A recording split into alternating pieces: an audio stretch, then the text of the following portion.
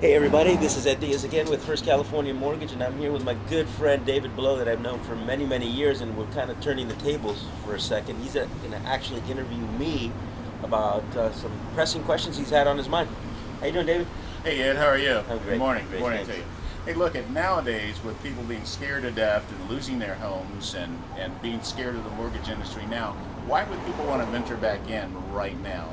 What changes has happened that give people a real sense of confidence that things have changed to the point that now they feel safe enough to wade back into the real estate market and consider getting loans now? That's a great question. Okay. Reasons why people should consider going back into purchasing real estate, even though with the whole debacle and everything that's happened. Okay, got it. Well, number one, we have the perfect storm of homeownership, in my opinion. Number one reason is because we are at a 55-year low when it comes to interest rates. Number two is because property values have come down considerably. Now, I know that your question's more targeted to, okay, on the mortgage side and the lender side, why should people get back? Let me say this. We are back to what I call common sense kind of underwriting. Those days where you didn't even need a pulse to get a mortgage are gone and probably gone forever. Now we're back to the way things used to be, back in the 80s, for example, where you had to have credit, good credit, had to have income, you had to have money in the bank and reserves and a down payment, and you also had to have very low debt. Today, your debt to income ratio should really not be more than 45%, really.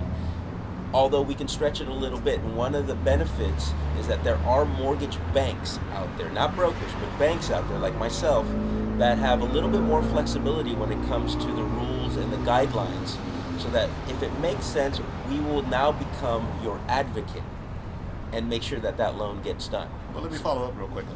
So, if I hear what you're saying is now with mortgage rates at an all-time historic low, a super inventory of real estate properties and opportunities that are out there now, because the Chinese have a saying, crisis means both opportunity and danger.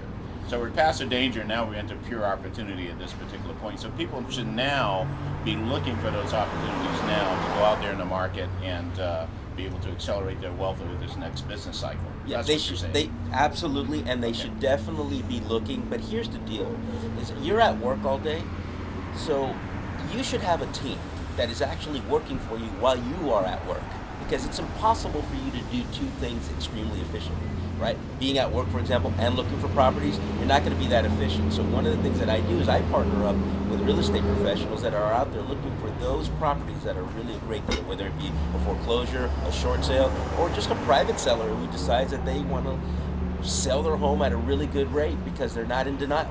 Does that make sense? Well, there you have it, folks. Rates are at an all-time historic low. Inventories out there as far as real estate properties, single-family home investment properties are at an all-time high. And you also have a team of people that will work with you for free in order to put you into the opportunity that's going to help you accelerate your wealth building curve over the next 5 to 10 years. Next 5 to 10 years, golden opportunity time.